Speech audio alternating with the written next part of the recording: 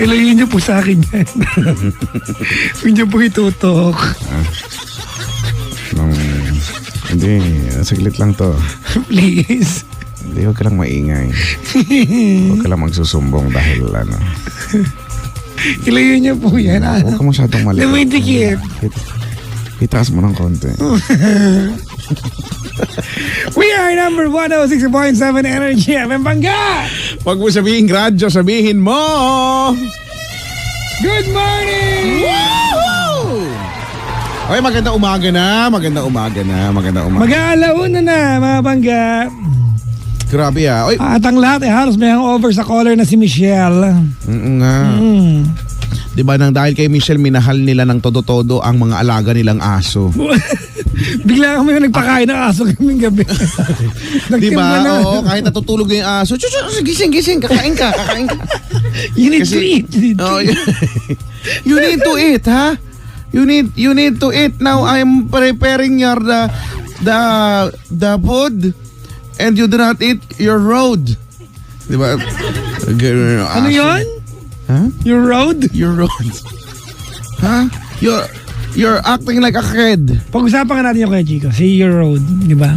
Oo nga, no? Siyempre, well, may mga nagtatanggol dahil daw porkit of course, yung mother tongue niya matigas talaga. Alam mo, hindi naman talaga yun yung pinapansin ng mga tao. Alam mo naman ng mga Pinoy, di ba, konting may mali lang, napapagkatuwaan, di ba?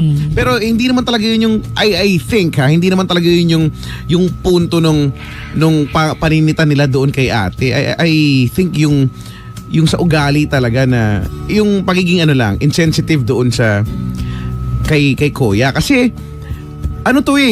cultural barrier to Oh. Ang issue nito ay cultural barrier Dahil, di ba, clearly, pinakita doon na ito kasi yung kulturang Pinoy na kapag kami ay, di ba, ang paglechon ay inaabot ng 7 oras so mahirap, yun yung gusto na sabihin, mahirap. At tapos sasabihin ni ate na isa na dun sa voice over, di ba, na kasi di ba sa amin kapag naghahanda at hindi nagustuhan yung handa ay parang masama yung loob. Pinoy nga di ba, masama ang loob namin, ganyan. Paano naman yung sa side ni Kuya? Hindi naman siya Pinoy Kung Pinoy siguro yun, okay lang, di ba? Kasi tayo kahit naman din ako, aminado ako na minsan na naiinis ako sa mga ganyan. Pero still, ginagawa ko pa rin para lang hindi lang makasama sa loob nila kahit busog ako, kakain kahit konti. Ganyan ba naman Pinoy, no? Pinoy. Oy, piyesta ka. Oy, ali, kakain ka. Busog po ako. Hindi. Mo lang. Konti lang. Busog po ako.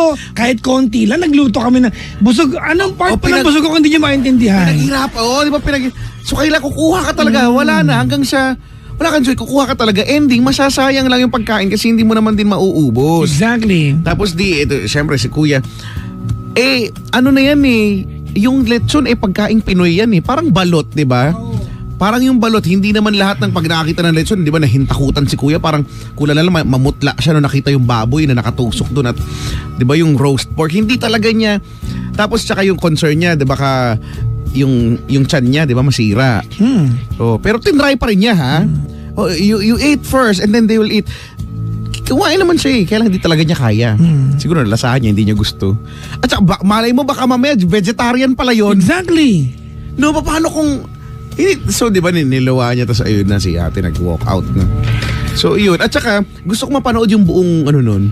Maraming parts yan Maraming parts nga, di ba? Padala nyo kay Team iBags, padala kay Chico.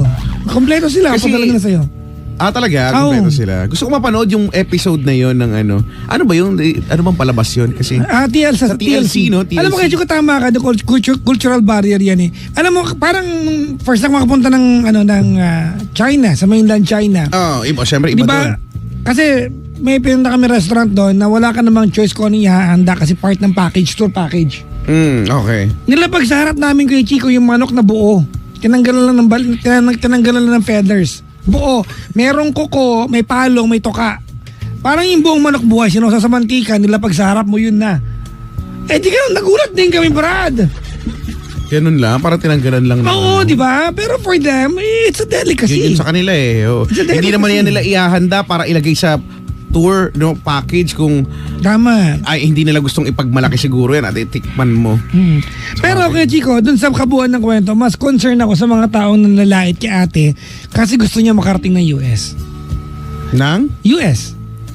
Hindi, gusto niya makarating ng US. Kasi di ba yung fiancé niya? Kasi ang issue talaga dyan, kung tama pagkakaintindi ko ha, So, 2 days Amerikano pala ka sila na? mag-uusap ni Kuya, nag-I love you sila about isa. Ah. So yung kamag-anak ni Kuya sa Amerika, na mayroon ding asawang Pinay, Okay. hindi sila naniniwala. Ang feeling nila, ginagamit si Kuyang nagpunta ng Pilipinas para makarating sa Amerika si ate. Now, given the case na yun ang motibo ni ate, ang daming ipokrita sa ate. Ang daming plastic at ipokrita sa atin. Sa totoo lang.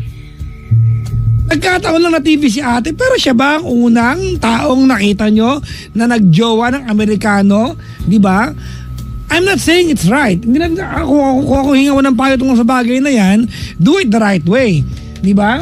Say I love you to someone you really love. Kaya lang kasing iba kasi they went overboard by nilalait, ganyan. Ginudge na yung mga tao ng okay. todo-todo. On the other hand, eto pa. Meron malaki din kasi effect nung ginawa ni ating statement. Ano bang statement? You know, I don't cry for men. Men cry for me. So nayabangan naman ngayon ng tao. Alam mo kay Chico? Pero Hindi, men cry for me. binabanggit ko ito kasi gusto kong pag-usapan natin yung sorry mga pangga, I'm a very proud Filipino, but sometimes there's something wrong with the way we do things. For example, isa tayo sa mga ilan lahi sa mundo na hindi marunong manood ng tamang concert. Concert, okay. Yes. For example, di ba? Ballad. Okay. Fan na fan ka, sisigaw, ah! Ah! Oh my God! Tama? To the point na yung mismo kumakanta at yung mga nanonood na abala mo. O kasi hinto. Hindi kasi na-stop. Sisigaw ka eh. We don't know how to. Di ba? Ugali na aminin nyo. Real talk tayo dito. May mga ganyan tayo ugali eh. Oo, may ganyan tayo ugali. Okay. Well, for them siguro in-express nila yung mga yung sigaw usually yan eh, no? Kahit naman sa TV studio yung I love you, blah blah, ganyan. Hindi lang naman tayo, pero sometimes, di ba, minsan, babalad. Di ba? Kailangan lang natin, di ba, meron ka tayong ugali, pag doxology, pinapalakpakan natin. Oo nga, di ba? Traditionally, you're not supposed to. Oo. Di ba? Pati national anthem, di ba? Doxology, oh. Pero, ayun eh, kaya ako gusto ko mapanood talaga yung buo nung kasi minsan din, kasi yun lang yung napanood natin eh. Pwedeng ganyan eh. Yun lang kasi yung part lang na napanood natin na ibang-iba naman talaga doon sa kabuuan. Kaya... 90 Days Fiancé po yung show. Actually, yung talaga yung show. okay. Easy search natin. It's really a show. 90 Days Fiancé. 90 days lang.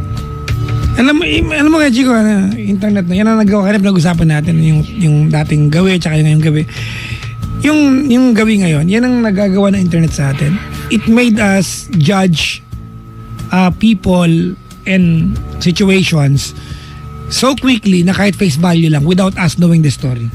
Totoo yan. Face value na lang. At minsan ako aminin ko, minsan na rin akong at nung nangyari yon, tsaka ako nagkaroon ng realization na oo nga, mali ito eh. Kasi merong doon na kasi bilang naging OFW din ako, G ako doon sa reaction ko ng yung doon sa airport, sa NAIA, na nanakawan siya, no, na nanakawan siya ng mga chocolate, no, na dinala niya from kung saan man bansa.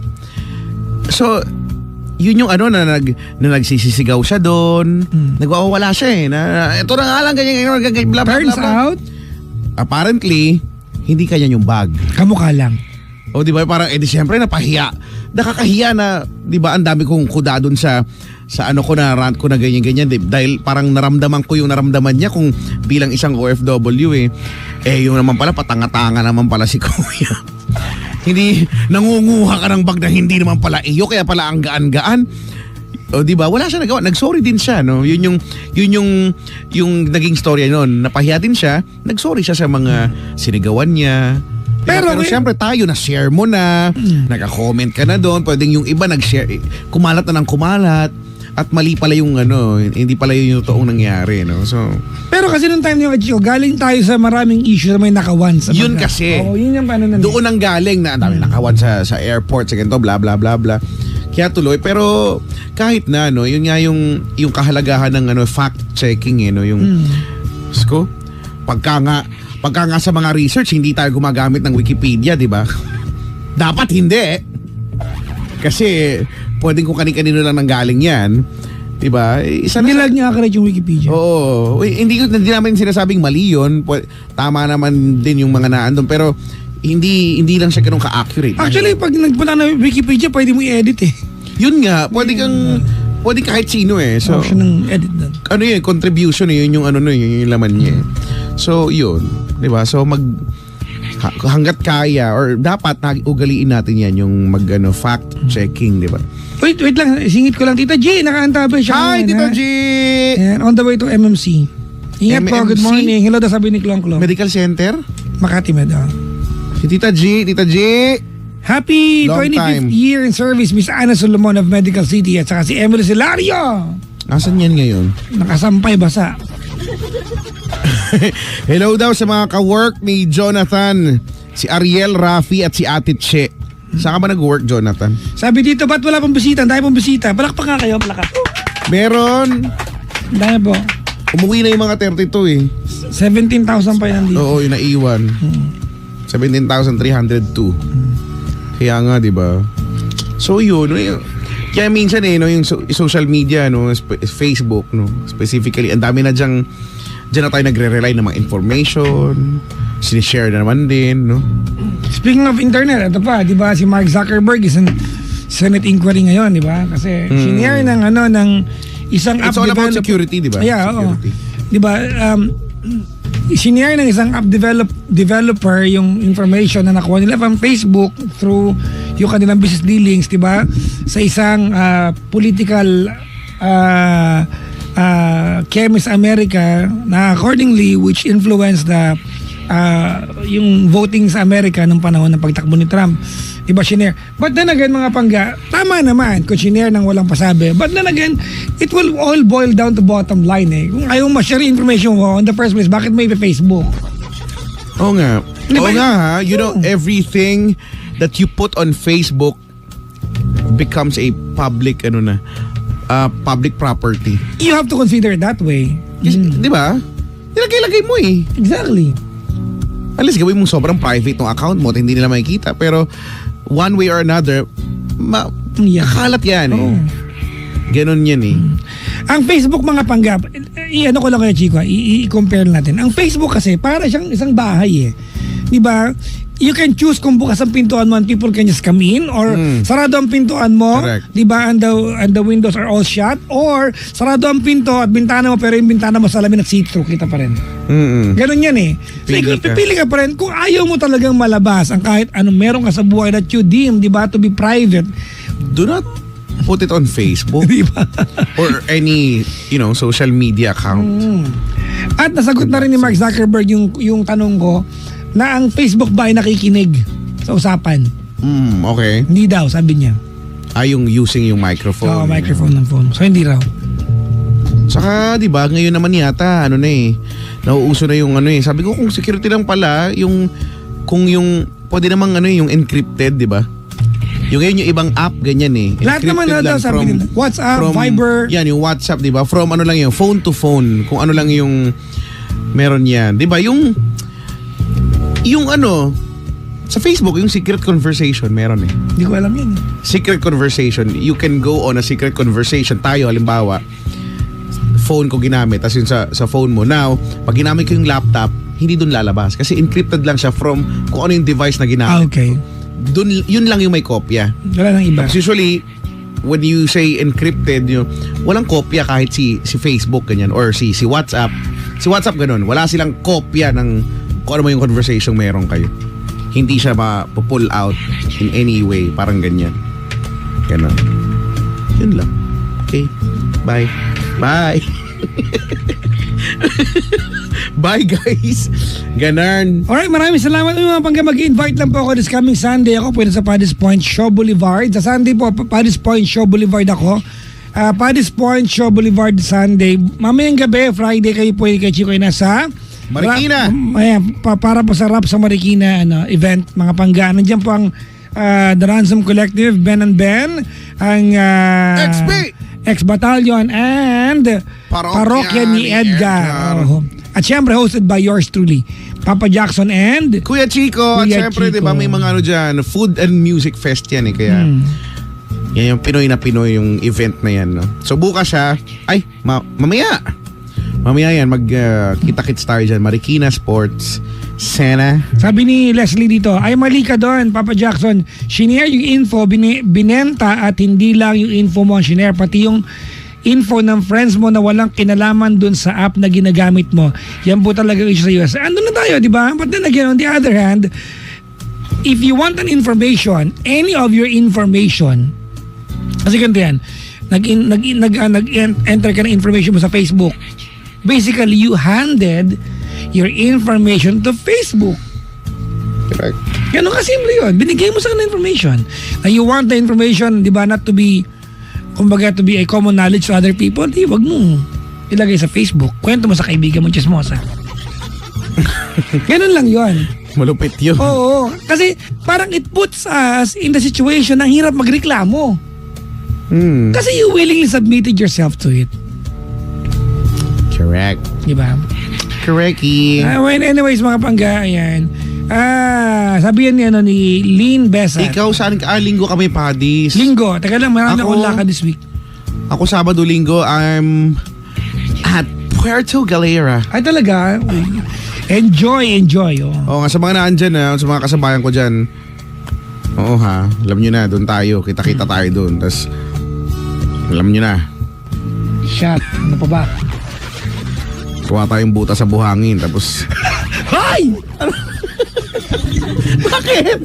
Hay! Ano bang gagawin mo sa buta sa buhangin? Ako sa'yo! Ano bang ginagawa mo? Wala! Di ba? Gagawa kang buta sa buhangin tapos papasok. Papasok ka doon. Tapos tatabunan ka. Ganon. Ay, nako. Tara na. We got 4 minutes before the hour of 1 o'clock, mga pangga.